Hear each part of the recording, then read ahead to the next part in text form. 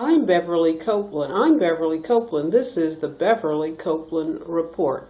Today is Sunday, June the 26th, 2016.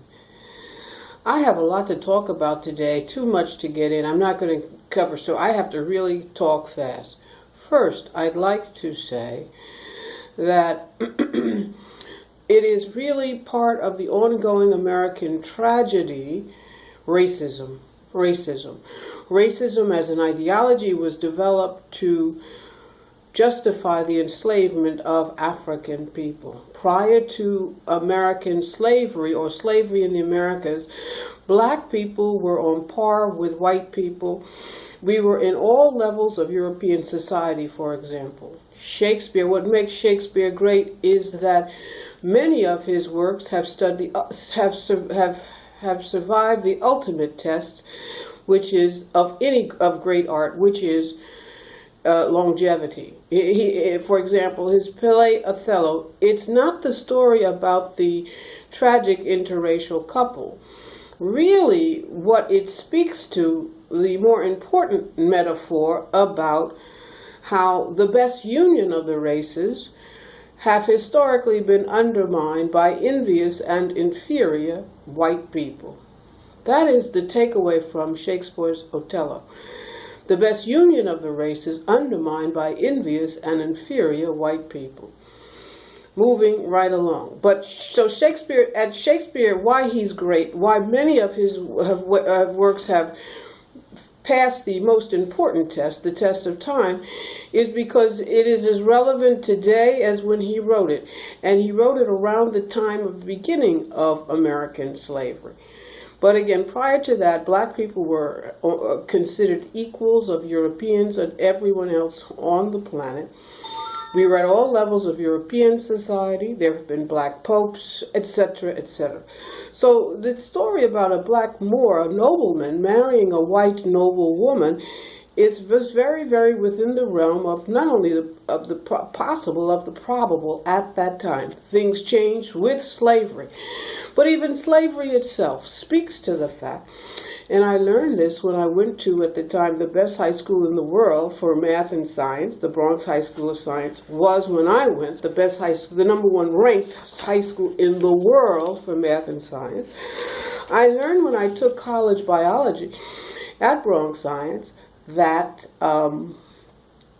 the population, African Americans, and I'm going to stand Darwin on his head, we are a genetically superior population of the human species. You say, how can that be? And I have so much to talk about, but it's true, and this is easy to confirm. Any geneticist will say this is true, and this speaks volumes about why, when African Americans are given a fair shot at anything, we excel like no one else. And I think one of the perfect metaphors for that is dance. We have been allowed access and entree into all types of dance, and we excel like no one else, except for one area of dance that African Americans historically have not excelled at, with a handful of exceptions, and have those exceptions been extraordinary, like Arthur Mitchell, is classical dance ballet. And we have not been allowed to excel. There have been exceptions, of course, but in general we have not, and because we have not been given a fair shot at it, and because it takes an extraordinary amount of training, beginning at an early age, in general, to excel at classical dance ballet. You know, it's something that you have to really, to learn the techniques and fundamentals and principles. You not only have to be an extraordinary dancer to excel at ballet, but you have to start your training very, very young. And then there's the other thing. Most dancers, their careers peak when they reach 30 years old. So that's a perfect metaphor. Everything that we have been allowed to, and it is rooted in what I learned in biology, and there's more. I have so much to talk about. Biology at the Bronx High School of Science, we are indeed a superior subpopulation of the human species. Now that throws Darwin on his head, and I will prove it to you. This, first of all, the Africans that were sent to the Americas to be slaves were Africa's best best in the prime of their lives. If you were sick, if you weren't that bright, if you were old, if you were frail or infirm, you did not qualify to be sent to the Americas as a slave. Only Africa's best. Then the transportation known as the Middle Passage from Africa to the Americas was indeed the most horrific genocide in the annals of human history. By some historical accounts, upwards of 100 million Africans perished at sea, never made it to the Americas. So you had to be not only were you the fittest of the fit, you were the fittest of the fit indeed to have survived the horrific Middle Passage. And then we've come to America, and we have excelled like very few other Americans. For example, the only truly American high art, fine art, is jazz music. Jazz music. Not only do you have to be an extraordinarily gifted musician to excel in the idiom of jazz, you just have to be extraordinary. And it is the only considered high art, like classical music. It is the only, really, contribution that American civilization, if you will, has made to fine art, high art, jazz music. And then there's the other side. In terms of folk music, the best example of it is the Negro spiritual, not gospel. Gospel music is a popularization of the Negro spiritual. But the Negro spiritual is a phenomenal music created by slaves. Created by slaves. It has all the elements of the greatest music on earth, even though it's folk music created by humble slaves. It's extraordinary music. That is why many classical composers have incorporated the Negro spiritual in their works. Most notably, Dvorak, his New World Symphony. And then there's the other thing. People don't like me to say, or it to be said, that black people are outsiders, but indeed we are outsiders and insiders in this American society. We have been historically. And I don't think it's anything derogatory to say. It speaks volumes about our enriched view of society. So when Sonia Sotomayor, the Latina who now sits, the distinguished Latina who now sits on the United States Supreme Court in congressional hearings, said she had an enriched view of society as a Latina, and she was criticized for that, I became very upset. It is something that America should celebrate, that people of color have this enriched view of society, the insider-outsider. So we see it in ways that white people can't, because their lens is purely from the inside. Right? So we have an enriched view of society. It's something to celebrate. America we have this diversity, we should be ambassadors all over the world for American capitalism, instead of being marginalized and destroyed for the most part.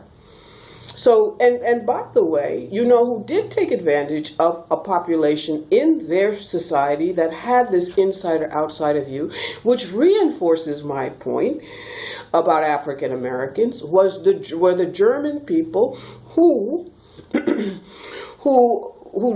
prior to the Nazis had given German Jews more opportunities than Jews had ever been given historically. German Jews were such a privileged group of Jews that they even resented being called Jews. And because they had that enriched view from the Jewish perspective and the Anglo-Saxon German perspective, so many great minds at the second half of the 19th century and the first half of the 20th century were German Jews. Freud, Fromm, Marx, I could go on and on and on. Einstein, on and on and on. So again, African Americans too, not only do we have this cultural insider-outsider perspective, but genetically, putting Darwin on its head, we are a superior population of the human species. Survival of the fittest of the fit. So, I say that to say, as a result of that, African Americans, the African American genius is the most envied person on earth. Whether you're a talented athlete, a brilliant neurosurgeon, an entertainer, a painter, an intellectual, whatever, an entrepreneur, whatever, an athlete, whatever, musician. We are the envy of the world. I live with this every day. And one of my mentors, Angela Davis, too. Now, Angela Davis and I are kindred spirits for many reasons. In particular, because both of us majored in philosophy at the undergraduate, and both the attempts to criminalize us, which failed, we both endured, which meant that if they had succeeded, we would have been put in the penitentiary. And what would we have done? Take advantage of all those programs they have in the penitentiaries for inmates to get many degrees, and you can get a law degrees, architecture, engineering, any you want at no expense. Now, you know, if the government does that for our inmates, largely African Americans in the penitentiary, there has to be a tremendous benefit. So there needs to be research by African American scholars into the contribution that those inmates have made to West. I'm sure it's been extraordinary. What happened here? I'm sure it has been extraordinary, that contribution that African Americans have made to the Western civilization. Now, I wanted to say that I am a true believer in capitalism. Yes, I am. I am a true believer in capitalism. It is real, and I think it has to do with the fact that my formative years were spent working in my parents' small businesses in the Bronx. Now, that made me a true believer in capitalism. My parents had successful mom and pop businesses in the Bronx. They were squeaky clean because if they hadn't been, their enemies, being envious, would have destroyed them. But my parents weren't the only ones. Mr. Johnson, for example, at Johnson's Barbecue, he had an extraordinary successful business. He always had a palatial home in the suburbs. He always had a brand new Rolls Royce, a brand new Bentley, and his store was smaller than my parents, and he had a much smaller inventory. So there were a number of entrepreneurial geniuses, and that continues to this very day, and squeaky clean, because if they weren't, Columbia University would have destroyed my parents. Let's be honest. So for example, my mother's sister worked for my parents, and people she was from Harlem, they had to think that my aunt had become a partner in her sister's businesses because her and her children went from rags to riches. She had Bloomingdale's B. Altman furniture. Her kids wore Bloomies and B. Altman and Bergdorf from rags to riches. And I would say to my mother, you know, I asked my Aunt Joe, why don't you let my parents set you up with an Ernie's in Harlem for you and your kids, for your kids? And she did not want to do that. She'd rather stay and really loot my parents' store than to do that. My parents were aware what was going on. They said, well, my mother would say, well, my sister is getting her family on their feet. They would smile. That's how successful they were. That's how successful they were. Legally, legitimately, because if they weren't, their enemies would have closed them down. And there were other entrepreneurial geniuses. Johnson's Barbecue, just a few blocks away from my parents' store. But that's capitalism's loss. Again, racism, the ongoing American tragedy, that after World War II, my parents' generation of African Americans were not allowed to fully assimilate into the society to realize their full potential. If it had been done, we would live in a multicultural world. We'd have Pax Americana, etc., instead of the country being destroyed because African Americans have been marginalized post World War II when we were supposed to assimilate. Even my generation of black scholars, the best minds are not the Freud, the Fromms, the Einsteins. They are typically in black studies. Black studies is great, but I'm saying the great tragedy is that the black scholar has not been able to realize their full potential, with a few exceptions like Angela Davis, in the broad range of scholarship scholarship. So my parents were extraordinary. My father is, for example, is the only person I know who, Robert Moses, the great urban guru, it's genetic with me, who gave a grant to in the middle of the Depression. My father, a little black boy up from rural Virginia, to help his family out after school, set a shoe shine business, and Robert Grant gave him, Robert Moses, the urban Einstein of urban, gave my father a grant so that he could expand his business. So my father in junior high school had adult males working for him.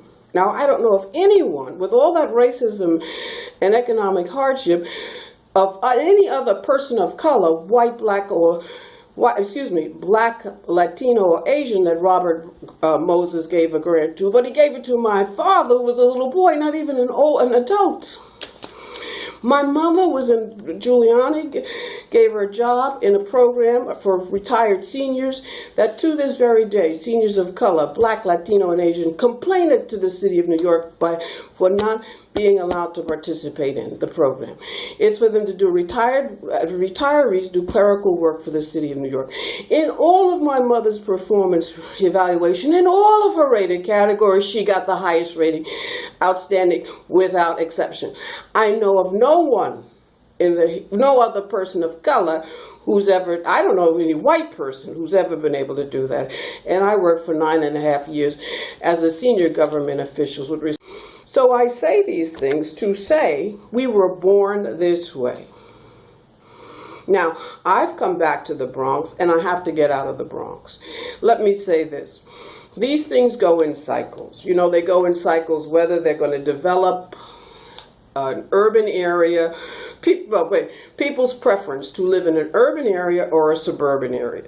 So right now the pendulum is shifting. People want to live in suburban areas. This is obvious. Yes, so continuing, this is Beverly Copeland Report. This is Sunday, June the 26th, 2016. I'm continuing. Now, yes, so if you are an extraordinarily gifted black person, an African-American genius, you become the envy of the world. This is a lifelong struggle that I have had. People like Angela Davis, just anyone that you choose, whether it's an athlete, an entertainer, a genius, physician, a surgeon, lawyer, whatever, intellectual, you become the envy of the world. It is a struggle that comes with extraordinary jurists. It becomes a struggle that you have to live with. My two guardian angels mentors, Angela Davis and Sheila Abdul Salam, are perfect examples of what I am talking about. It is a lifelong struggle that you have to endure. Regardless if you are, and there are so many of us, that it's almost a cultural thing that you understand. And by the way, I don't think Barack Obama is black the same way I am, or the way my guardian angels are, or the way the overwhelming majority of so-called African Americans are, for the simple reason that he is, his mother was white, and he's biracial. His mother was white. I see him as biracial, not as African American. I just don't think of him as African American like I think of myself. His wife is, yes, but I don't think he is. You know, for so many reasons. I guess the most important reason, not only his genealogy, his father was African, not African American, and his mother is white American, Irish American. But he was not raised in a house with black think. You know, both of my parents, African Americans, I was raised in a house with black think. I was socialized to think like, to process information like an African American. Barack Obama was not. And to me, it's obvious that he was not. So I actually am offended when people say that he's African American. He's biracial. Moving right along. So yes, it is. And so to protect myself, because, well, you get access most of my medical care from Lenox Hill Hospital, except for one physician who is an extraordinary African American primary care physician, Dr. Bio. He really is. If I were a primary care physician, my practice would be like his. He's an extraordinary genius. But Lenox Hill is the best hospital in New York City. I mean, it is because of it's not a big factory thing, because of its size, whether I was upper class or underclass or anything in between, that's where I would access healthcare. So just last week, Chelsea Clinton had her baby there. No surprise, surprise, the best hospital in New York. And then a few months ago, Beyonce had her baby at Lenox Hill. Of course, it's the best in New York. But that being said, it's still a struggle because I am an extraordinary genius and an African American. But at least at Lenox Hill, I have a fighting chance more than any other hospital in New York because of the quality humane care that they offer. True, it's racist like any other place. But I have a fighting chance at Lenox Hill because it is such an extraordinary place. And because the doctors and nurses and the staff from across the board, from the lowest rungs to the highest rung, they just are a certain caliber that you don't find at other hospitals in New York. I'm sorry, but certainly not in the Bronx. And would be really, to me, it would be an insult for anyone to expect me to access health care in the Bronx, given what they did to my mother, given what they did to my father. It would be worse than rubbing salt in a wound. It would be like rubbing acid in an open wound. For so far as I'm concerned, the characterization of Bronx healthcare as butcher shops is very much appropriate. I had the good fortune to have a quality education, so I had enough intelligence to prepare for my retirement. So I have blue chip health insurance, so I access healthcare where I want to, and I don't want inferior, substandard butcher shop Bronx healthcare, which is my prerogative.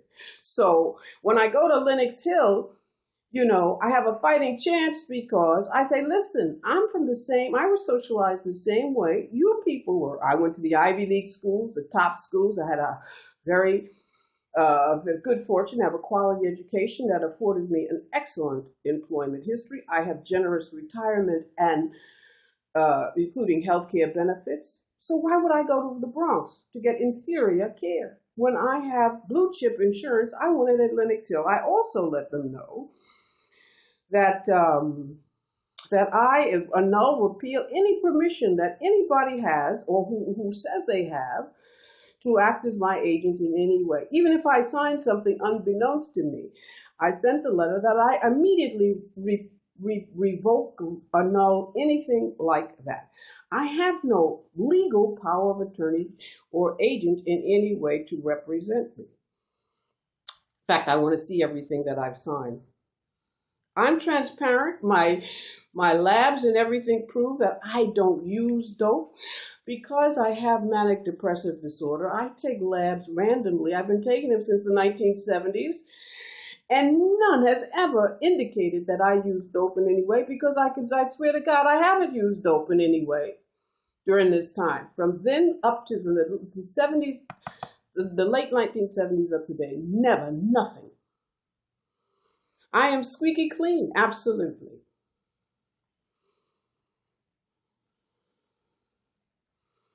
I have become very much a conservative on crime, and I applaud the fact that they're going to do sweeps of places like the Bronx to get rid of the criminal element. They want to develop the Bronx, they have to get rid of it. You can't develop the Bronx. It is an ideal place to develop because of its location, which is key in real estate. But they have to get rid of the criminal element so people like me will move here. I'm moving out. I'm going back to the Brooklyn that was good to me because it's infested with the criminal element. I'm someone like me, a squeaky clean, retired senior who has comfortable retirement income, virtually debt-free, and who has assets like a museum quality fine art collection for the garbage, the criminal element, the ghetto garbage, really criminals in the Bronx. I'm a sitting duck, so I have to get out. But if they're going to develop the Bronx and they want people like me to move in, they're going to have to get rid of the criminal element. And the real estate developers are going to push for that. for the simple reason that these things go in cycles. So now people are tired of the suburbs. They can't afford it, just the oil, the autumn with gas for cars, the heating oil. They want to go return to the city. So the Bronx would be a bonanza for the developers, but they have to clean up, get rid of the criminal element. I also told them, too, that at Lenox Hill, which again is the best hospital in New York, I have a fighting chance there, that I don't want to be part of any experiment. You know, I'm not a human guinea pig, and it would be an egregious violation of my human rights, my civil rights, for anyone to include me in anything like that. And I have spent a life of service to my country, my community, my family, and friends, as I have documented. It's time that I took care of myself. Therefore, it would be totally unacceptable for me to be institutionalized in a nursing home, a psych ward, or whatever, prison or whatever, because it's time that Beverly is able to enjoy my life on my own terms, which would be to have a respectful, dignified retirement so that I can access the rich cultural life of New York or whatever else I want to do with my comfortable retirement.